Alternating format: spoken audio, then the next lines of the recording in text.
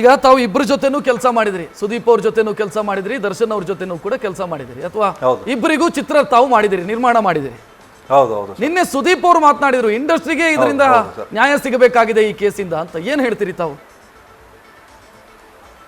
ಹಾಂ ಸರ್, ನಾನು ಇವತ್ತೇನಾದ್ರು ನಿರ್ಮಾಪಕ ಆಗಿದ್ರೆ ಅವ್ರ ಕೊಡುಗೆ ಭಾಳ ದೊಡ್ಡದಿದೆ ಸರ್. ಯಾಕಂದರೆ ನನಗೆ ನಿರ್ಮಾಣ ಕಲಿಸಿರೋವಂಥ ಒಂದು ರೀತಿ ನೀತಿ ಇರ್ಬೋದು, ಸಿನಿಮಾನ ಹೆಂಗೆ ಮಾಡಬೇಕು ಅನ್ನೋ ಒಂದು ವಿದ್ಯೆ ನಾನು ಸುದೀಪ್ ಅಣ್ಣನಿಂದ ನಾನು ಕಲ್ತಿದ್ದೀನಿ. ಇವರಿಂದನೂ ನಾನು ಅನೇಕ ಸಹಾಯನೂ ಪಡ್ಕೊಂಡಿದ್ದೀನಿ.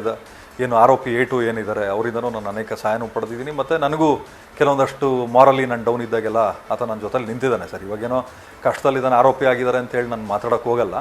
ಬಟ್ ನಮ್ಮಲ್ಲಿ ಏನು ಒಳ್ಳೇದನ್ನು ಹಂಗೆ ಹೇಳಿದ್ದೀವಿ, ಕೆಟ್ಟದಾಗಿರೋದನ್ನು ಹೇಳಿದ್ದೀವಿ. ನಾವು ಯಾರಿಗೇನು ಮೇಲಿರೋ ದೇವ್ರಿಗೆ ನಮಗೆ ಸಹಾಯ ಮಾಡಿರುವಂಥ ವ್ಯಕ್ತಿಗಳಿಗೆ ಭಯಪಡ್ತೀವಿ ಹೊರತು ಇಂಥವ್ರಿಗೆಲ್ಲ ನಾವು ಆರೋಪಿಗಳಿಗೆ ಭಯಪಡುವಂಥ ಸಂದರ್ಭ ಏನಿಲ್ಲ. ಬಟ್ ನಾನು ನೋಡಿರ್ತಕ್ಕಂಥದ್ದು ಇವ್ರುಗಳೆಲ್ಲ ಒಂದು ಸ್ವಲ್ಪ ಯಾವಾಗ ಏನು ಕ್ಷಮಾಪಣೆ ಅನ್ನೋದು ಕುಟುಂಬದಲ್ಲೂ ಸಿಕ್ತು, ಪೊಲೀಸ್ ಇಲಾಖೆಯಲ್ಲೂ ಸಿಕ್ತು, ಇವರು ಒಂಥರ ಧೈರ್ಯ ಬಂದ್ಬಿಡ್ತು, ದುಡ್ಡಿದ್ರೆ ಏನು ಬೇಕಾದರೂ ಮಾಡ್ಬೋದು ಅಂತ. ಅದನ್ನು ಹೇಳ್ತಾರಲ್ಲ, ನಮ್ಮ ಇರೋ ತುಂಬ ರಿಚ್ಚು, ದುಡ್ಡು ತೊಗೊಂಬಂದು ಎರ್ಚು ಅಂತ, ಹಂಗಾಗಿದೆ ಅಷ್ಟೇ ಕತೆ.